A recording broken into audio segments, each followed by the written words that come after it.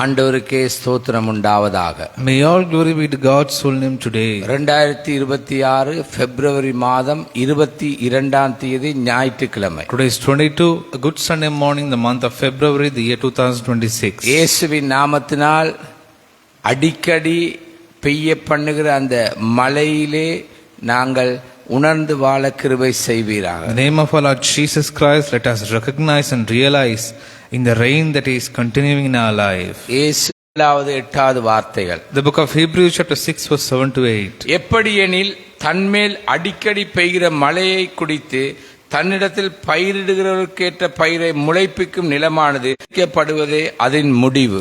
But land that produces thorns and thistles is worthless and is in danger of being cursed. In the end it will be burned.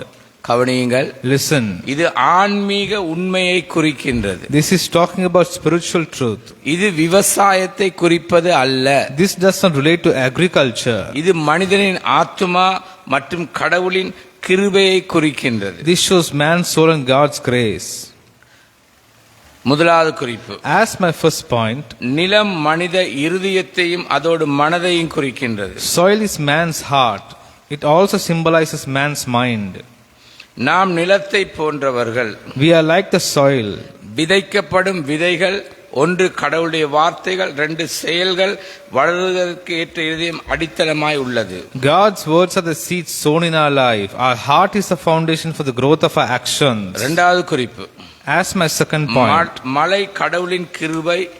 இது தொடர்ந்து அளிக்கும் வாய்ப்புகளையும் அறிவு அவருடைய அருளை குறிக்கின்றது. Rain is God's grace, the continuous opportunities we get in our knowledge show God's grace. இது கடவுளின் அன்பு பொதுவானதை காண்பிக்கிறது. Here God's love is common to all of us. மூன்றாவது குறிப்பு.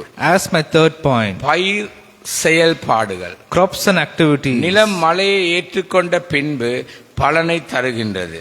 What is important is that after receiving rain, soil gives its yield. என்பதுதான் முக்கியம்.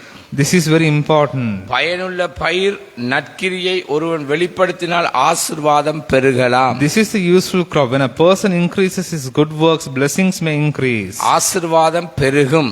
Blessings may increase in their life. நாலாவது குறிப்பு. As my fourth point, ஆசீர்வாதம். blessings. எந்த நிலம் மழையை பயன்படுத்தி நல்ல பலனை தருகின்றதோ மேலும் செழிக்க கடவுளால் ஆசீர்வதிக்கப்படும். The soil that receives rain and gives a good yield will be blessed by God for more prosperity. மேலும் நன்மைகள் பெருகும். Goodness will increase more and more. வாழ்க்கை அர்த்தமுள்ளதாய் மாறும். Life will become meaningful. பயன் பெற மேலும் ஆசீர்வதிக்கப்பட எல்லாருக்கும் பிரயோசனப்பட கூடியதாய் இருக்கும். All must become useful in the hands of God to see results and rewards and to be blessed in our lives. எல்லாருக்கும் பிரயோசனப்பட வேண்டுமாகவும் இருக்கும். And we need to become useful in the hands of God. இயேசுவின் நாமத்தினால் உம்முடைய கிருபையாகிய வார்த்தை ஆண்டவரே நன்மைகள், ஆசீர்வாதங்கள், அபிஷேகங்கள் ஆண்டவரே இன்னும் உம்மை மகிமைப்படுத்தவே. In the name of our Lord Jesus Christ, we pray that we glorify your name by receiving blessings in our lives. இது உணர்ந்து வாழ கிருபை செய். Let us realize and live our lives.